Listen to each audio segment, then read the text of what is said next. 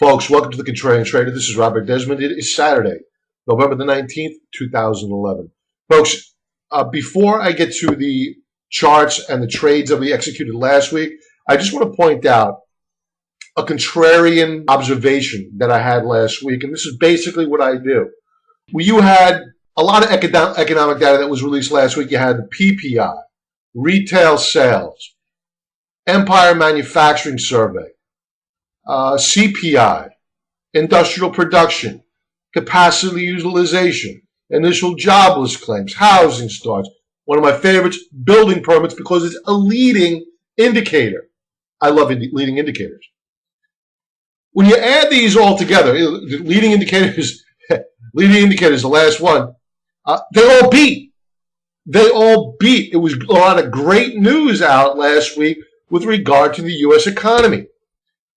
PPI, PPI is the producer price index, the cost to produce goods. Is there inflation on the wholesale level? No, there wasn't. It was actually a decline. CPI, is there inflation on the consumer level? I don't believe this number for a moment. No, the market expected no rise in inflation. It came in with a decline. I don't agree with that. I'm sure nobody out there does agree with this at all, especially when you go to the supermarket. Industrial production. Market had expected 0.4% rise, came in with a 0.7% rise. Initial jobless claims. Market expected 398,000, actual 388,000. Building permits. This is the one I watch a lot. I mentioned it before. I'm going to mention it again because it's worthwhile.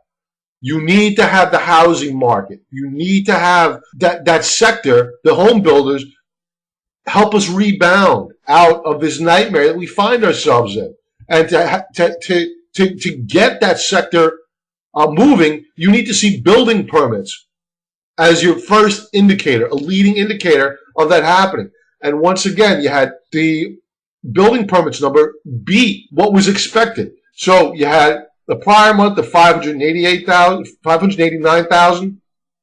Market had expected 603,000. Actual, 653,000. Big beat. Keep an eye on these builders. Okay, Apple Computer.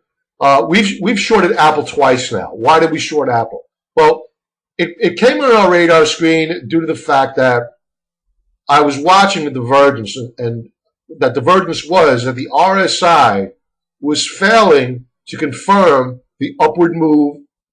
This is a weekly chart again of Apple, failing to confirm this move on Apple Computer. And Apple Computer rose 26% with a declining RSI. So to a contrarian, I can't ignore that. Take a look at the stock RSI. Divergence, choppy action. I don't like choppy action. I like it from short. Money flow was flowing out of Apple. All the stars were aligning to short Apple, except for one thing. The PE was so cheap. How can I short Apple with a PE of what, 17? It's crazy. Unfortunately, with the passing of Steve Jobs, that provided the catalyst for Apple to head lower. I mean, let's face it. Steve Jobs was the visionary of that company. So we got short right here where you saw this topping tail. We attempted to break out above this pennant formation and failed. That was my key. Normally, I would wait for a breakdown below this rising uptrend line, but given when you have a breakout point failure and creation of a large topping tail like this, you know what? You have a clear stop loss point if you're going to get short, and that stop loss would have been right above this topping tail. The stock then broke down the following day. We took profits when it bounced off of its 50-day moving average. We know that to be a natural support level, so we took profits, got out. Fast forward, and it's a good thing we did. Look at this. Look at the rally that the stock enjoyed. We would have gotten burned on that, or we would have risked losing our profits on Apple. So you fast forward, it broke down below its 50-day moving average. That was our key. Get short again of Apple. The risk reward was once again in our favor. So we shorted Apple at $395.35. We took profits here on November 11th when you saw this bottoming tail created. We don't, as a short, that's an indicator to take profits, at least half profits. And we took half profits. We remained short of Apple on the 15th. You had a change in the board at Apple. Nobody really cares. I mean, it was a joke. So even though we had a big rally that day, there was no reason to cover shorts. It was just a one-day non-event, really. I mean, Steve Jobs wasn't coming back to work. So our thesis remained firm. And on Friday, we closed out. I'm sorry, on Thursday, we closed out our profits, took profits on Apple due to the fact that it was coming into test this rising uptrend line. And the reason why I took profits ahead of Friday is because Friday is a natural short covering day. I call it short covering Friday. And I didn't want to get caught in a short squeeze. So I just said, you know what, let's take profits off the table. We'll revisit it again next week. It did break down below that support level. Am I concerned? No, not really, because look at the volume. The volume is just really dropping off of a cliff. I mean, the volume to the upside dropping off was one of the reasons why I shorted it. And I can't ignore it. If I'm short and the volume bars are dropping off to the downside, you know, it's time to head to the sidelines and wait for a better reentry point, if not get long. You got your slow Stokes curling down. I really don't think that you're going to have too much further downside, perhaps to the 365 level, where the 200-day moving average is, and then a rally higher. I will be going into this in the week ahead commentary. I'll be releasing that tomorrow for members. How we plan on trading Apple both to the long and to the short side. So we have a game plan that's in effect. If you want to join, use the 14-day free trial offer. I'll get that video out to you. Let's move on. Okay, Diamond Foods. I profiled Diamond Foods a few weeks ago, put it on our watch list, and we traded it back here. It was basically a day trade with high volatility. I really don't day trade all that much, but with recent volatility, as high as it has been, it's provided opportunities to make a quick profit because you don't know what the next day brings. So we decided to take some quick profits on Diamond. And as you can see here, it's a good thing that we did. We bought it on the lows of the day back on the 9th. It rallied higher.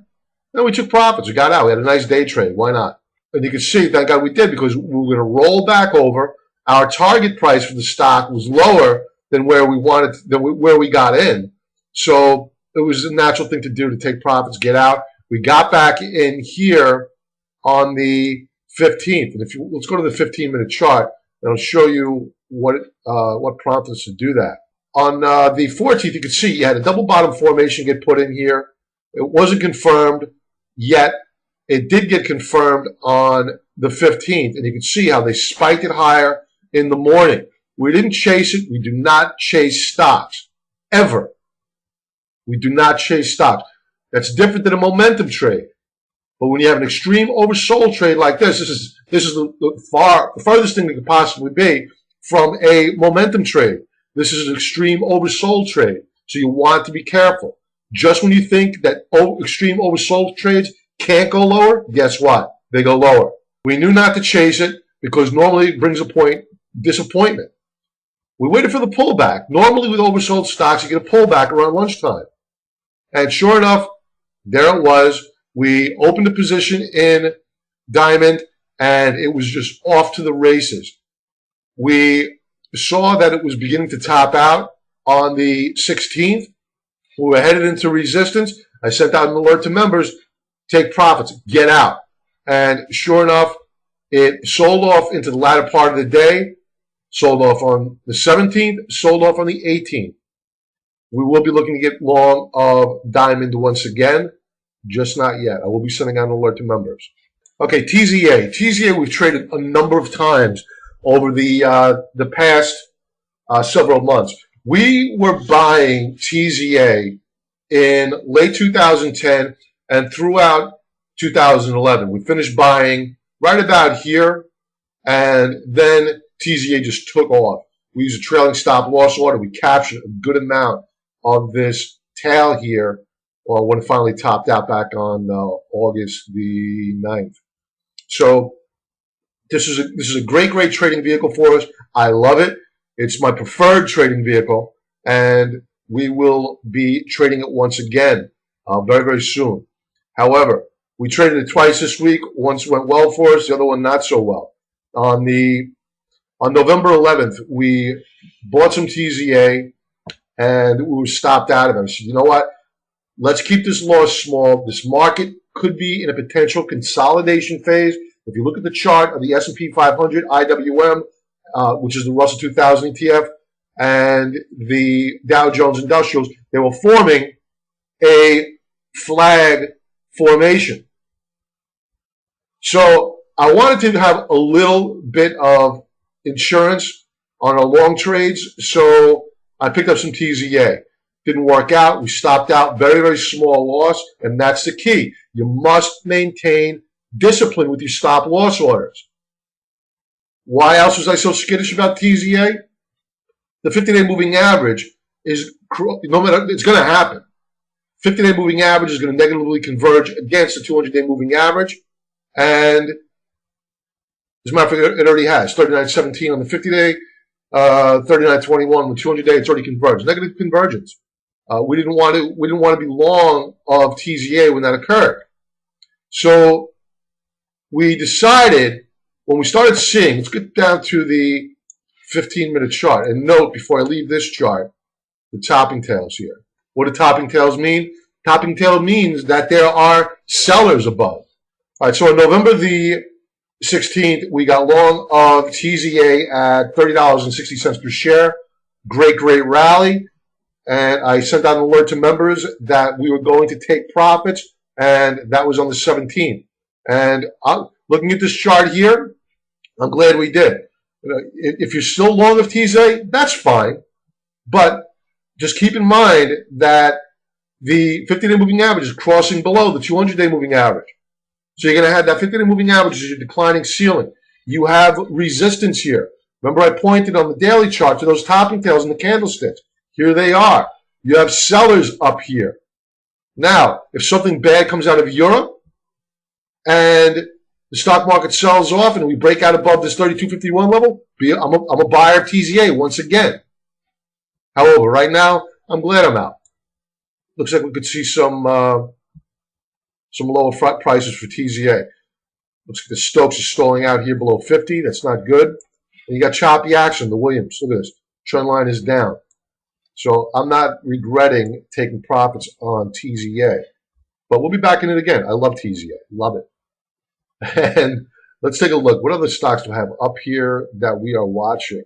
CEDC, Central European Distribution Group. I mentioned this the other day as a potential extreme oversold trade. And sure enough, here's your bottoming tail here. If you would have gotten into this stock, you would have made a very nice profit. Looks like about 35% profit on CEDC. So congrats to those who did that trade. K-Swiss. This is not at our price target yet. Members, I'll be going over K-Swiss this evening. I think that K-Swiss is going lower. If anything, it's a short. Let's take a look at this topping action here. There's sellers here. This is a damaged stock. It's got lower to go. Stay away from it or short it if you can. Apple. We took profits on Apple. I'm going to be going into this again with members in the week ahead commentary. I like Apple both as a long and a short. I think that there's been enough damage done now where we might just see, even though we closed down below this rising uptrend line here, the volume is dropping off. There's a good possibility that I'll be adding to long positions here on Apple. I will be sending out an alert to members when I do add to a long position. And we also probably going to end up getting short of Apple as well. I think that any long trade in Apple right now is going to be met with selling. Our long trade is going to be very short term. Our short trade and using a weekly chart is going to be far more long term. Could be a couple of weeks to several months. So we'll look to get both long and short. I know it sounds like a contradiction, and to a certain extent it is, but just to take advantage of Apple now bouncing off of support levels, and I don't think those support levels are going to hold, unfortunately. So just be careful of Apple if you're long. And that's pretty much it, folks. If you're not already a Contrarian Trader member, I beg of you, please give us a shot. Join up for the 14-day free trial offer. Folks, have a great Thanksgiving. Thanks for spending some time with me here. If you really want to learn how to trade like a contrarian, if you want to learn how to make profits, get my trade alerts in this market, in this very, very volatile market, I'm begging you, give us a shot. 14 days free. If you don't like it, send me an email. You cancel, you're done. You won't be billed. I will be sending out trade alerts to my members, as well. I will be sending out the week ahead commentary tomorrow. And to everybody else, again, have a great Thanksgiving. Spend some quality time with your family, and all the best. Be careful in this market. Volatility is high. Use a stop loss order, whether it be static stop loss order or trailing stop loss order. Just protect your downside, and your upside will take care of itself. Take care, folks. Bye-bye.